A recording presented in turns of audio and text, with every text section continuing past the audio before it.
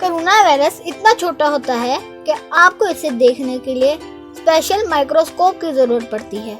Corona virus دیکھنے میں بہت عجیب سا ہے۔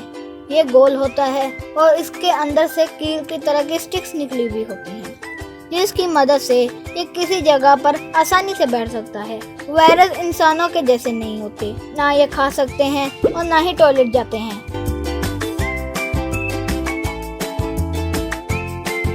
یہ انسان کے ناک، منہ اور یہاں تک کہ آنکھوں کے ذریعے ان کے جسم کے اندر داخل ہوتے ہیں اور پھر ان کو بیمار کرنا شروع کر دیتے ہیں۔ ہمارے جسم میں اللہ تعالیٰ کے بنائے ہوئے کچھ سیل ایسے بھی ہوتے ہیں جو ہمیں ان وائرس سے بچاتے ہیں اور ان سے لڑتے ہیں۔ یہ سیلز ہمارے اندر قوت مدافعت یعنی امیون سسٹم کو بناتے ہیں۔ یہاں اور بھی بہت طرح کے وائرس ہیں جو ایک ہی فیملی سے تعلق رکھتے ہیں اور جن کو ہمارے سیل آسانی سے مار دیتے ہیں، مگر اس بار وائرس فیملی کا ایک ایسا ممبر سامنے آیا ہے جس کے بارے میں ہمارے سیلز کو بھی نہیں پتا کہ اس کے ساتھ کیسے لڑیں۔ اس وجہ سے بہت ساری دنیا بیمار پڑ گئی ہے۔ بہت سے لوگ معمولی بیمار ہوتے ہیں اس وائرس سے، جیسا کہ ہم بچے۔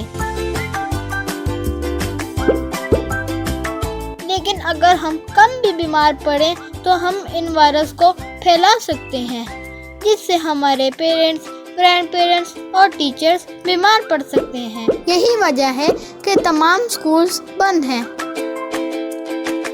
کرونا وائرس کی اب تک نہ کوئی دوائی بنی ہے اور نہ ویکسین، اس لیے اس وائرس سے بچاؤ کا واحد راستہ یہ ہے کہ اس کو ایک انسان سے دوسرے انسان کے اندر پھیلنے سے روکا جائے۔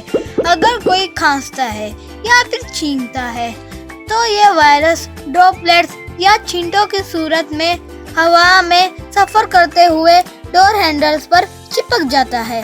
اگر آپ اس ہینڈل کو چھوتے ہیں اور اپنا ہاتھ، ناک، منہ یا آنکھوں کو لگاتے ہیں تو یہ وائرس آپ کو بھی لگ سکتا ہے۔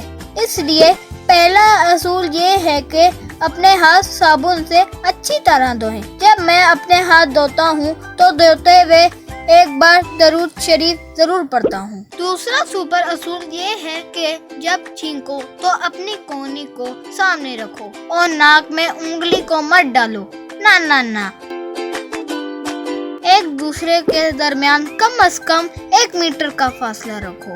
اور جو ان سب سے زیادہ امپورٹنٹ بات ہے وہ یہ ہے کہ کچھ عرصے کے لیے گھر پر رہو۔ اس طرح سے وائرس کے آس پاس کوئی نہیں ہوگا تو وہ خود ہی بور ہو کر ہماری جان چھوڑ دے گا اور ہم محفوظ رہیں گے۔